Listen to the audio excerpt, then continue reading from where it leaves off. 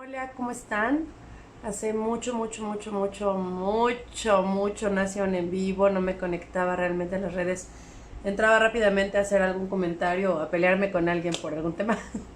Este, pero bueno, es que estuve de vacaciones 3 meses en Cozumel y cuando estoy de vacaciones realmente no me gusta estar mucho en las redes sociales porque pues estoy de vacaciones, entonces hay que disfrutar, ¿no? Hay que disfrutar del lugar en el que estamos, la gente con la que estamos y todo. Y bueno, después regresé a México hace una semana y cacho y no he estado muy bien de salud y estoy haciendo menos estudios médicos y todo eso, entonces pues menos he estado activa, ¿no? Porque también tengo todo ese pendiente de qué está pasando conmigo, ¿no? Con mi cuerpo, con mi salud y demás. Pero cuando empecé a escribir un libro con la cuarentena, un nuevo libro, más o menos les platiqué de qué trataba y les comentaba de un libro que pedí de España, un libro que escribió Elisa Hall, que fue esposa de un primo de mi abuelo en Guatemala, Elisa Hall de Álvarez de las Asturias. Y precisamente ella lo que hizo fue, desde la biblioteca de la familia Álvarez de las Asturias, recapitular o recoger toda la información que describía la historia y la vida de Sancho, que fue en 1690 y tantos, si no me equivoco, quien migró de España a América, específicamente a Guatemala, y fue el primer Álvarez de las Asturias que estuvo en América, y de ahí viene mi abuelo materno. Entonces, este señor Sancho es chosno de mi bisabuela, o sea, es papá del tatarabuelo o de la tatarabuela de mi bisabuela. Entonces, así fue como llegó ese lado de mi familia y está todo relatado en un libro que se llama Semilla de Mostaza. Y para efectos de mi libro trata de, es una novela histórica, una novela a la vez medio biográfica que habla de la migración de mi familia a través de los años desde España, Guatemala, México, también alguna parte por Estados Unidos, pero todo esto lo cuento, o sea, yo cuento lo hago novelesco, ¿no? O sea, cuento la historia de mi familia de forma novelesca. Algunos de ellos tuvieron paso en la historia de los países, quedaron escritos sus acciones, sus cosas, sus deeds, bueno, no sé cómo decirlo, su vida, ¿no?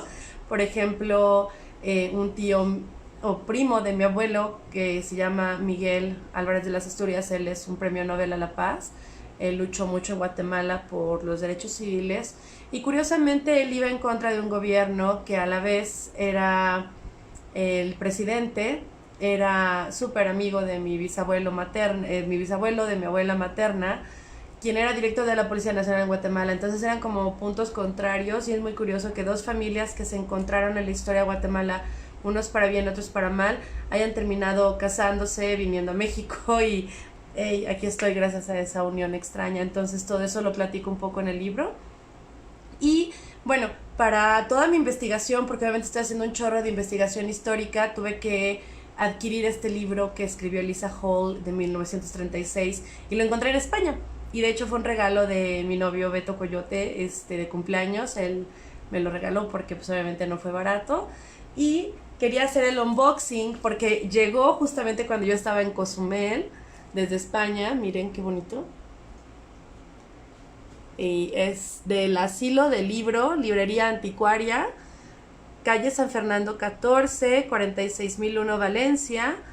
Y bueno, pues quería hacer el unboxing, lo quería hacer en video, lo quería hacer en vivo porque este pedazo de historia no solo es importante porque es mi familia, es importante porque es historia, o sea, es de 1600, imagínate cuánta historia viene, ¿no? De personas que realmente existieron.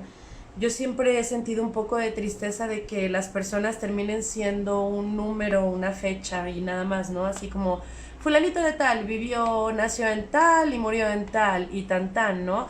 Yo creo que al final lo que quiero retratar yo con mi libro es darle voz y darle vida a esas personas que son de mi familia, que ahí estoy buscando, aquí tengo un abre cartas para tratar de abrirlo sin dañar la envoltura y los sellos postales.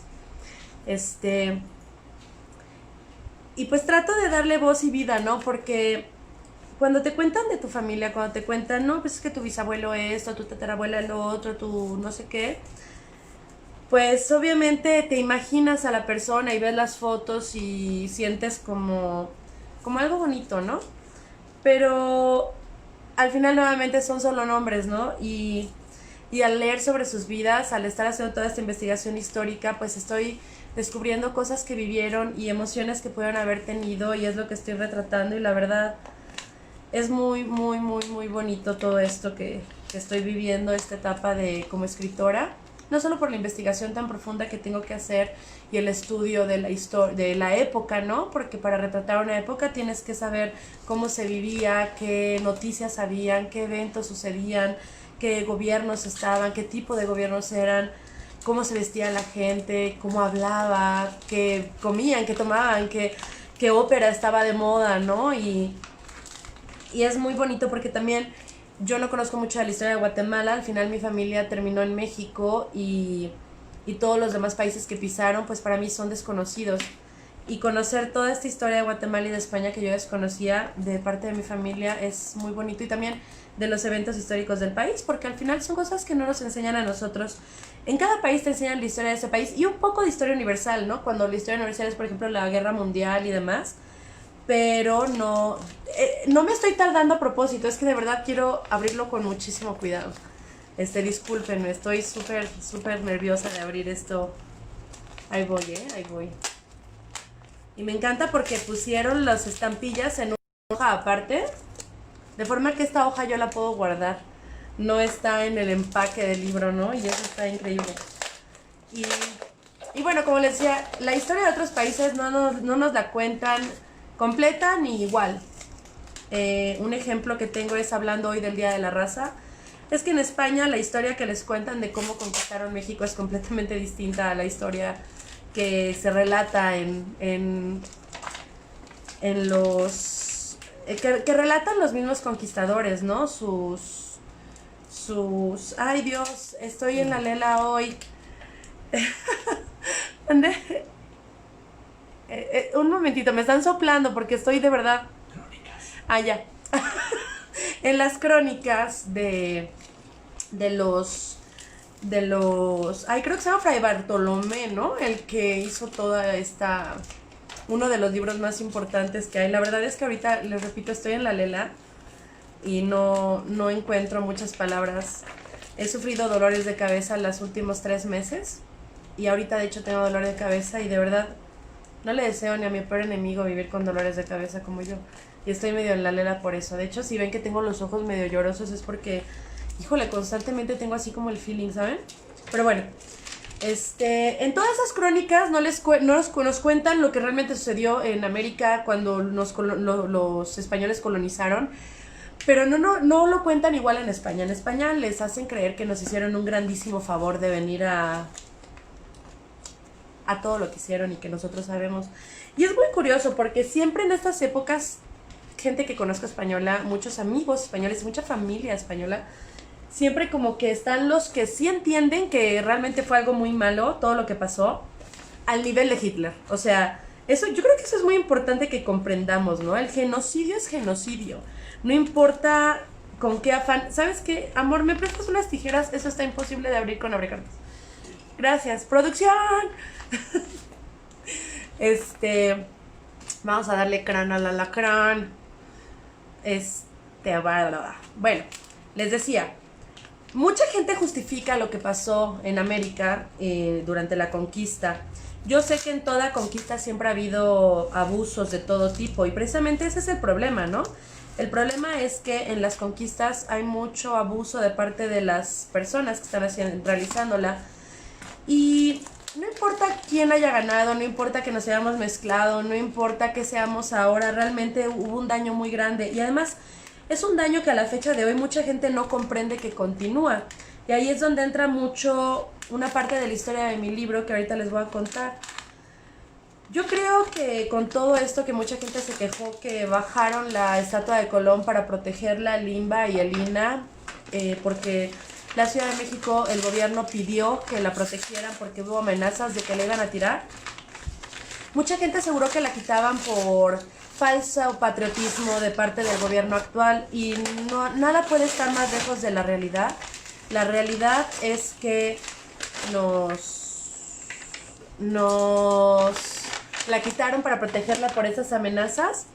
Y por otro lado, sí están poniendo en la mesa el no volverla a poner. Y aquí yo les quiero pedir que piensen un poquito si ustedes dirían o justificarían que la estatua de Hitler estuviera en Alemania porque él es parte de la historia actual de Alemania, o que gracias a todo lo que él hizo, Alemania es quien es hoy.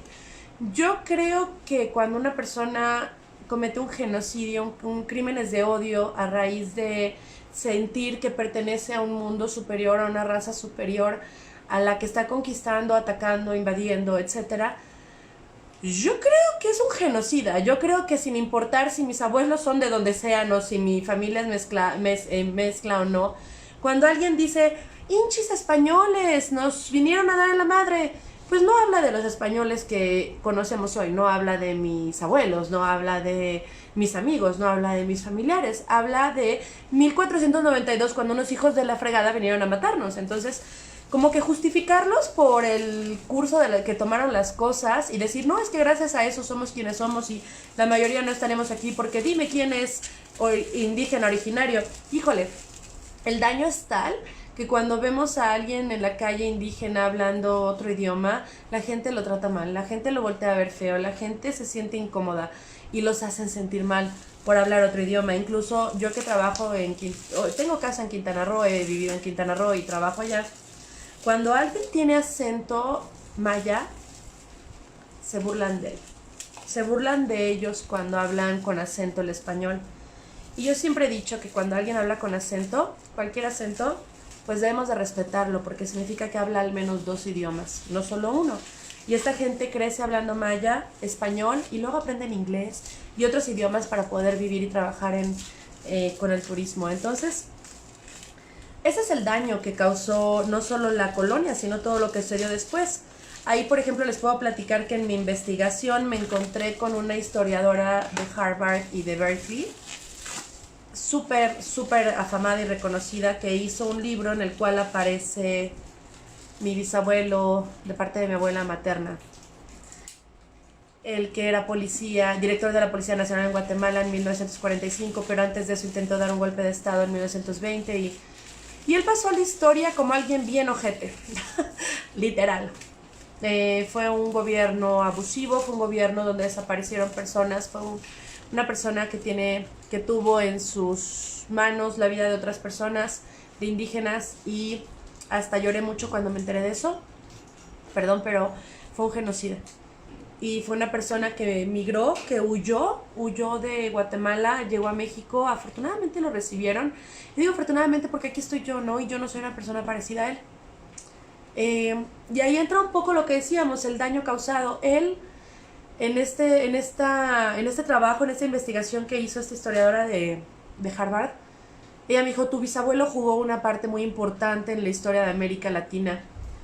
Él dictó, él y el gobierno con el que estuvo dictaron lo que sucedió a nivel Latinoamérica con los gobiernos, y eso es que vivimos un sistema de castas. Ellos defendieron la hispaneidad hasta la última consecuencia, el derecho del blanco, la supremacía del blanco, y te quedas pensando, ¿realmente el daño permanece? ¿El daño existe todavía hoy? Y cuando alguien dice pinches españoles, pues yo sí creo entonces que también se refiere a mi bisabuelo, porque mi bisabuelo no es una persona que haya quedado bien en Guatemala, no es una persona que haya ayudado a los indígenas guatemaltecos o que haya beneficiado al gobierno con el que él estuvo a los indígenas, o su puesto en la seguridad nacional como policía, como director de la Policía Nacional, no fue en pro de la población en general. Entonces, cuando tú te encuentras con toda esta información y analizas que hoy día de la raza hay gente quejándose de que algunos pensemos que no debe estar esa estatua y no se debe celebrar, pues yo creo que sí es correcto ese pensamiento. No deberíamos estar celebrando que a la fecha, mientras más blanquito, mejor. A la fecha el sistema de castas permanece. La palabra naco indio continúa y Mucha gente piensa que la gente que vive en la sierra hablando sus lenguas nativas, bueno, sus lenguas originarias y todo, son personas ignorantes o personas inferiores o personas que son huevonas y, ¿sabes? Tenemos muy mal el concepto de quién es realmente mexicano y de lo que realmente vale el mexicano. Y yo sí quería en este momento, el día de hoy, hacer mucho hincapié en eso, porque precisamente en mi libro yo retrato como nada es blanco y nada es negro, no es blanco y negro, no es yin yang, o sea, es más bien sí es yin yang, porque el yin yang, el negro tiene un poco de blanco adentro y el blanco tiene un poco de negro adentro, y de ahí si lo difuminas hay muchas tonalidades y colores. De hecho yo tengo un tatuaje de un yin yang lleno de colores oscuros y colores claros, porque hay muchos matices en la vida. Y así como mi bisabuelo a nivel político fue un hijo de la fregada, pues fue un excelente padre con mi abuela y con sus hermanos. Se casó con mi bisabuela, que era mamá soltera. Imagínense, a principio de siglo, ser madre soltera en un pueblo, en una ciudad o en un país como Latinoamérica, latinoamericano, donde la cerrazón moral y religiosa es extrema. Y ella fue mamá soltera, y en lugar de irse a Europa, como la mayoría de sus conocidas y así hacían cuando había un tema así, o en lugar de regalarlo, ella se armó de valor y decidió tener al hijo. Y mi bisabuelo, ese desgraciado, loco, genocida, se armó de valor y se casó con ella y le dio el apellido al niño, ¿no? Entonces, en la historia, todos tenemos un rol, y ese rol, dependiendo el rol que juguemos, vamos, somos papás, hermanos, primos, trabajadores, artistas. En cada rol tenemos una personalidad distinta, porque no actuamos igual en casa que con nuestro jefe o con nuestro amigo o con nuestro novio. Es como, somos una gama enorme de personas. Ahora, ¿por qué también me alejé un poco de las redes? Porque cada vez que entraba me enojaba mucho, hay mucho odio en las redes. Cada vez que entraba leía personas misóginas, homofóbicas, machistas, xenófobas, malinchistas. Bueno, leer las noticias o leer cualquier publicación en Facebook y ver los comentarios de las personas, a mí me duele mucho. Me duele mucho porque hay mucho odio, y el discurso de odio no es una opinión. Una opinión es cuando tú investigas un tema y con hechos comprobables te formas una idea, ¿no? De una opinión del tema. Pero cuando tú basas en tus creencias personales tu opinión, es una idea. Y si esa idea incluye odiar a alguien por ser quien es un discurso de odio, ya no es una opinión. Y un discurso de odio, ahora sí que Karl Popper, filósofo alemán, habla de la paradoja de la tolerancia, que es: la intolerancia no se debe de tolerar. ¿Por qué? Porque se convierte en un discurso de odio, y ahí nacen personas como Hitler, como Colón y como toda esta bola de cabrones que matan gente por ser quien es, golpean gente por ser quien es, la odian por ser quien es, la ofenden por ser quien es, y la verdad no hay nada más feo que todo eso. Entonces, eso también a mí, como que últimamente en las redes, creo que la gente, en lugar de dar lo mejor de sí mismo y comunicar, está mostrando su cara más fea. Y he dejado a muchos amigos de muchos años en bloqueado por leer opiniones tan clasistas, tan racistas, tan... Híjole, no sé ni cómo catalogarlas, porque es patético. Es muy triste que una persona odie tanto. Es muy triste que una persona ofenda a otros por ser quienes son. Y es horrible que sigamos creyendo que hay razas y que hay personas superiores a otras. Y sobre todo, lo más triste es el nivel en el cual hemos puesto los objetos. Los objetos creemos que valen más que nosotros mismos. Y si tienes un perro de raza, te sientes bien chingón, aunque seas un hijo de puta. Y si traes un carro, te crees muy bueno, aunque seas una persona horrorosa. La verdad es que lo que tenemos no nos define lo que hacemos, lo que somos, lo que damos, lo que sentimos. Y cuando te metes a Facebook a odiar, en mi vida, no te quiero. Y bueno, pues hasta acá llegamos y hemos abierto el libro. ¿Sí se ve? Elisa Hall, Semilla de mostaza, Memorias fidedignas de don Sancho Álvarez de las Asturias, caballero del siglo XVIII, en las cuales relata las muy curiosas aventuras que le acaecieron en España y el cómo y por qué tomó providencia de venir al reino de Guatemala. Edición, segunda edición, 1949.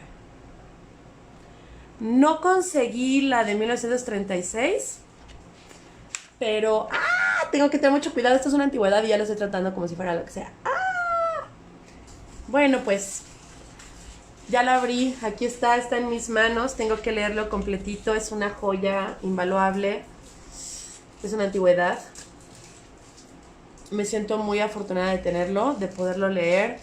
Ya leerán mi libro y en mi libro podrán tener información de lo que viene aquí. Es un libro muy, muy amplio. Quiero contarles un poco de la historia de este libro también, porque ahí hablamos un poco de la misoginia y el machismo que ha prevalecido en el mundo, ¿no? Porque me gustaría decir que en México o en América Latina, porque ese libro es de Guatemala, pero no, en el mundo. En el 2012 este libro fue reconocido como parte importante de la historia guatemalteca por lo que relata y por cómo se escribió. Pero lo más curioso es que a Elisa Hall, esposa de un Álvarez de las Asturias, su suegro y su esposo eran escritores. Los Álvarez de las Asturias, como les repito, han tenido historia en la literatura, y de ahí vengo, ¿será casualidad? Y bueno, los hombres eran los que escribían, ¿no? Obviamente los hombres eran los médicos, los hombres eran todos. Cuando presentan este libro, nadie le cree a Elisa que lo haya escrito. Todos pensaban que Miguel de las Asturias, Nobel de la Paz, escritor famoso guatemalteco, era autor de este libro y que Elisa Hall era un seudónimo. ¿Por qué? Porque era un libro muy complejo, muy completo, con mucha investigación, que era imposible que una mujer de esa época hubiera escrito. A ese nivel nos tenían vistas como las tontas que no podían escribir un libro, y sin embargo lo escribió. Al final la reconocieron, al final pues es un libro muy importante. Para mí que debería de tener también un Nobel, pero pues no lo tuvo. Y ese libro está en mis manos. Y ya nada más, era lo que les quería contar, era eso. Quería hacer el unboxing y quería platicarles un poco de esto del Día de la Raza, porque pues nuevamente en mi familia tengo a los Álvarez de las Asturias luchando por darle a los indígenas libertad, vida digna, derechos, valores, y que el país fuera un país que levantara a todos. Y por el otro lado tengo a la familia Casado, mi bisabuelo, que luchaba por todo lo contrario, luchaba por que el gobierno, el poder, el dinero y los beneficios quedaran exclusivamente en manos de los españoles y la hispaneidad por sobre todas las cosas. Y pues no hay mentira más grande en este mundo que esa. Entonces, espero que estén muy bien todos ustedes, que no tengan los dolores de cabeza que yo tengo, que no estén mal, que no odien y que sean muy felices, que sigamos pasando todos estos tiempos tan difíciles. Ha habido muchas muertes alrededor de todas las personas que conozco y de, no en mi familia, pero personas cercanas. De corazón deseo que no sea tu caso, que no hayas perdido todavía a nadie, que no enfermen tus seres queridos, y les pido por favor no odien. Hoy, Día de la Raza, efectivamente no podemos celebrar que conquistaron México de la forma en que lo hicieron, pero podemos celebrar que estamos nosotros vivos y que podemos hoy ser diferentes a los que fueron esas personas. Podemos amar, podemos aceptar, podemos reconocer y podemos celebrar la diversidad tan grande que hay en el mundo. Cuando hablamos de leyes, porque mucha gente se queja de las leyes que se están pidiendo para ciertas personas, cierto grupo de personas, y dicen, es que la religión, es que los valores morales. Somos 7,000 millones de personas en el mundo con 7,000 millones de ideas y conceptos diferentes de lo que es el valor, de lo que es lo correcto, de lo que es lo incorrecto. La ciencia y los hechos reales, tangibles, son los que prevalecen para formular leyes. Y debemos de respetar eso, porque no podemos hacer leyes que complazcan a 120 millones de mexicanos. Tenemos que hacer leyes que que sean justas con 120 millones de mexicanos, sean quienes sean, no solo para ti y para tus ideas y para tu Dios y para tu religión y para tu moralidad y para tu... ¿Me explico? Creo que hay que abrir un poco ya la cabeza, es el año 2020 y no podemos seguir discutiendo estos temas, es ridículo, es estúpido que sigamos creyendo que nuestras ideas personales son las que deben de regir el mundo, porque entonces cómprense una maldita isla o váyanse a vivir al cerro solos y aléjense de la sociedad, porque la sociedad debe de ser justa para todos. Y yo los amo mucho, les mando muchos besos, ya me extendí de más y los quiero. Bye. Ay, no puedo ver cómo pararme. Ya.